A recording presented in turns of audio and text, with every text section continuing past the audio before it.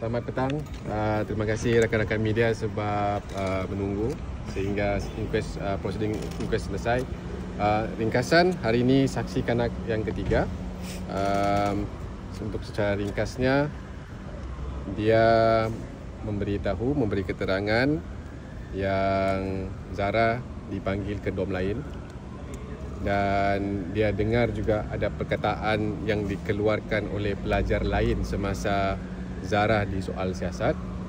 Itu jelas bagi dia, dan dia juga ada menyatakan semasa perkataan itu dikeluarkan, pelajar yang menyiasat Zara tersebut dalam keadaan marah, dan dia juga mengesahkan ada melihat lencana bendera, melihat juga sepucuk surat yang kepunyaan Zara.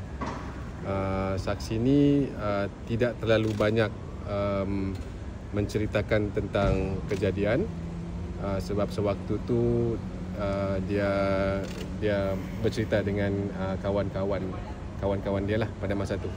Itu ringkasan yang mengenai saksi kanak-kanak yang ketiga hari ini. Besok kita akan bermula dengan saksi kanak-kanak yang keempat dan kelima. Ada 2 orang. Dan tadi Hakim Coroner ada membangkitkan isu mengenai media dan conducting officer mendapat arahan daripada HQ bahawa media tidak dibenarkan untuk berada di dalam inquest. Adalah sebab-sebab tertentu dia, dan adalah poin-poin taken by the Hakim Coroner. Our stand ialah kami setuju sekiranya media berada di dalam, dan juga kami senada dengan peguam kepada first child offender. Diorang pun bersetuju. Peguam kepada Bapa Zara tidak bersetuju, dan kami semua berpuja dengan baik. Dan akhir sekali Hakim Coroner memutuskan disebabkan oleh isu saksi kanak-kanak. Saksi kanak-kanak ni perlu dijaga, dan dia memutuskan agar mengekalkan status quo bahawa pasukan media tidak boleh berada di dalam inquest, dalam proceeding. Namun begitu, dia berkata segala info pasal proceeding boleh diperolehi daripada peguam-peguam lah, peguam-peguam yang berada dalam proceeding. Itu yang kedua. Yang ketiga, sepatutnya hari ini ada dokumen-dokumen yang akan diteliti oleh pasukan tim forensik expert, pakar. Dokumen-dokumen itu adalah dokumen-dokumen yang baru yang telah dirampas oleh pasukan polis dan telah dibawa pun sebenarnya ke mahkamah. Cuma ditangguhkan penelitian dokumen itu disebabkan ada isu-isu teknikal. Sepatutnya hari ini kita boleh unseal dan pakar boleh meneliti.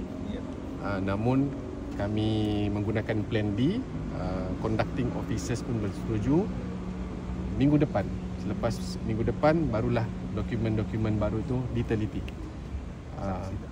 oleh saksi daripada forensik Jabatan Kimia. What are these new documents? These new documents were seized by the police officer. Some documents pertaining to Zara, related to Zara. Writings, books and writings lah. Textbooks. Part of the 27 items which were seized. I think we counted 10 to 13 handwritings. This is not the ones that have been exhibited already. Belum. So this is the new fifth lah. Yes. document. Yes. New documents that yet to be Marked. tendered, to be marked by the court. Termasuk buku Love and Peace lah. Yes. Buku Love and Peace sebenarnya itu dalam dokumen, dalam bungkusan. dalam bungkusan plastik yang telah dibungkuskan.